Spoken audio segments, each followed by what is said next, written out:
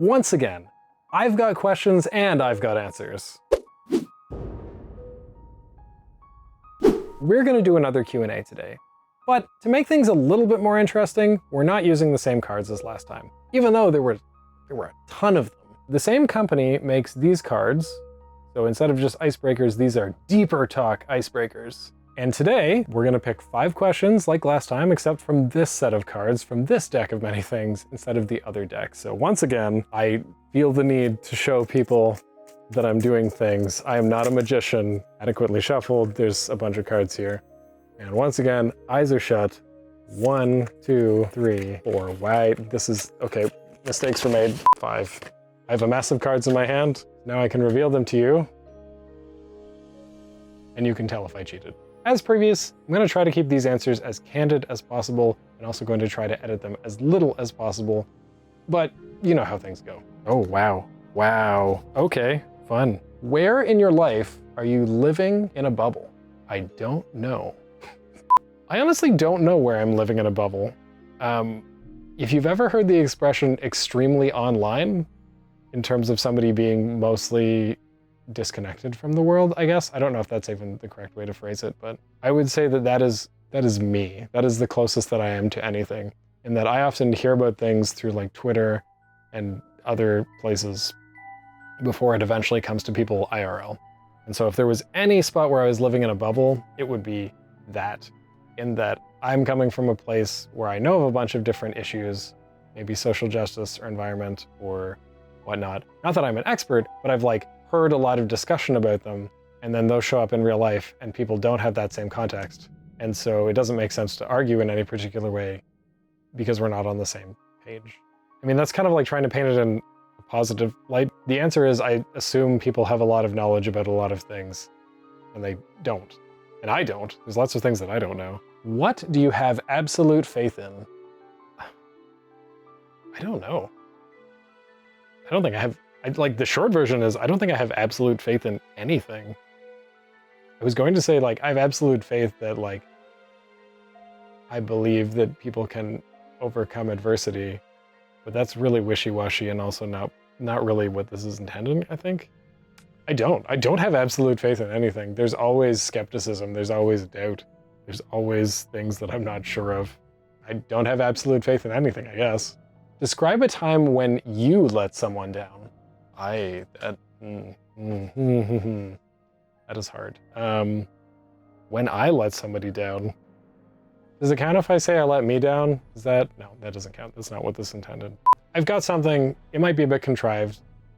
Well, it's not contrived, I just don't remember it that well. And it's not that I haven't let anybody down. I'm sure I've let people down a lot. Part of the problem is that I don't remember it, because then I could learn from it, and that I don't remember is not helpful.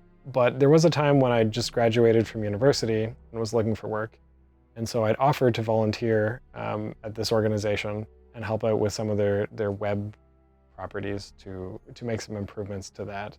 The person that I worked with was really helpful. They ran the organization and gave me the opportunity. Like, I don't think I had to interview or anything like that. I don't remember. Effectively what had happened was they gave me this responsibility. They gave me like a big title. There wasn't any pay or anything. It was a volunteer position. But I was like the director of software development or director of something. And I don't think I did anything.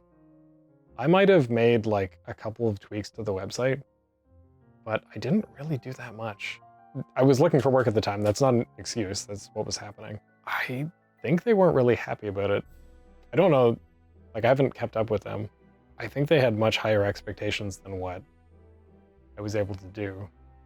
And this was like a decade ago or more at this point, so I don't remember the specifics, but it's just like, there's a bunch of different ways it could have gone better. I could have just communicated with them and let them know that I wasn't going to be able to do the work, but I didn't. And at least thinking about this example, that's something that I've gotten a lot better at, even if I still shame spiral, which is, I think I mentioned this before, which is, you know, saying you're going to do a bunch of things and then start failing at one of them, and then fail at all of them, and then don't say anything about it, and then feel bad about not saying anything about it, and feel bad about not doing anything, and then that just self-propagating. Getting better at that, but in this particular instance, sorry, I could have at least communicated better, and I didn't. What's a deal breaker for you in a relationship?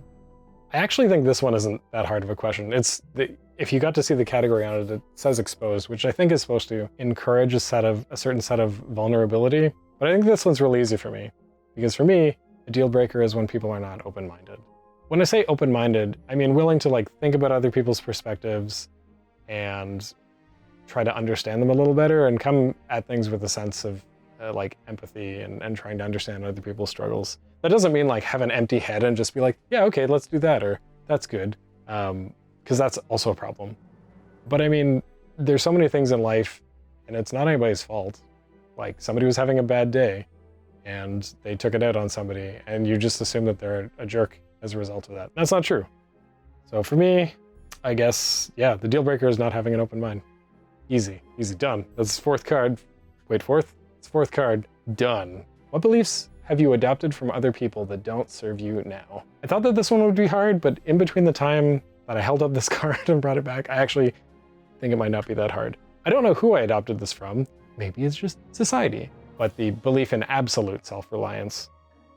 There are so many things that I probably suffered through and didn't have to if I would have just talked about them with someone. Obviously, you still need to find your own path to work through those things, but you don't have to suffer alone and in silence. If the suffering's going to happen, at least you can do it with other people.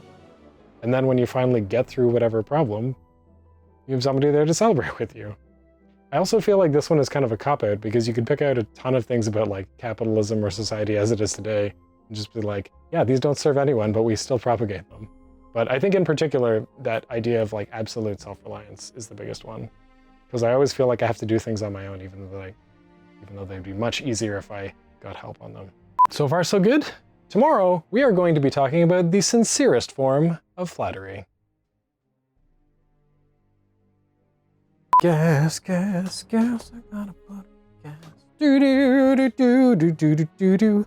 You will have to take this part on faith that I am not fleecing you. Could I?